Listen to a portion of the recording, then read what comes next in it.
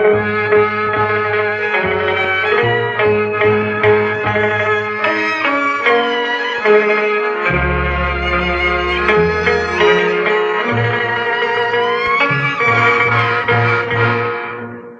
ព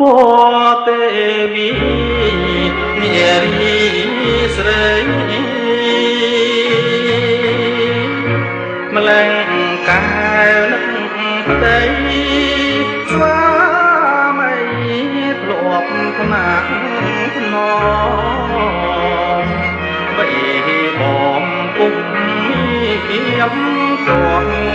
ខំពុតខំពងមិនដែលចង់នេះគឺបាបប្រគ្រោះមានមនុស្សទូរយៈឆក់យកណាបានឆក់យកណាបានពេលសោយពេលទុំពេលស្រស់មកស្រស់ឲ្យស្រយកស្រយកពេញអងប្រាណស្រមៃឃើញយ៉ាងមានទុករៀមរែងរិតគិតរំខាននឹកតែក៏លយានគួរធៀបបានប្រឡ័យប្រឡ័យ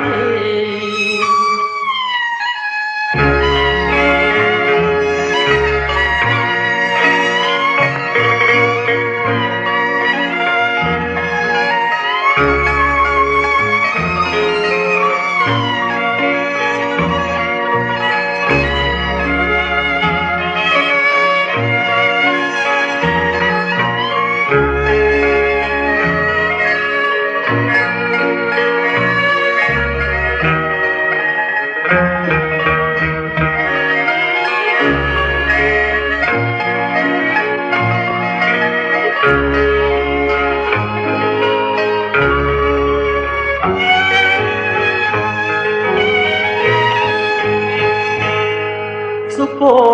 ទេវីនារីស្រីម្លឹងកែវនឹកប្តីស្វាមីធ្លាប់ថ្នាក់ថ្នមបីបងពុកមានទាស់ខំពុតខំពងមិនដែលចង់នេះគឺបាបប្រគ្រោះមានមនុស្សទូរយៈថងយកណាបានថងយកណាបានពេលសោយពេលទុំពេលស្រប់មកស្រងឲ្យស្រយកស្រយកពេញញងប្រាណស្រមៃឃើញយ៉ាងមានទុករៀមរែងរិតគិតរំខាននឹកតែក៏យ៉ាងគួរធៀបបាន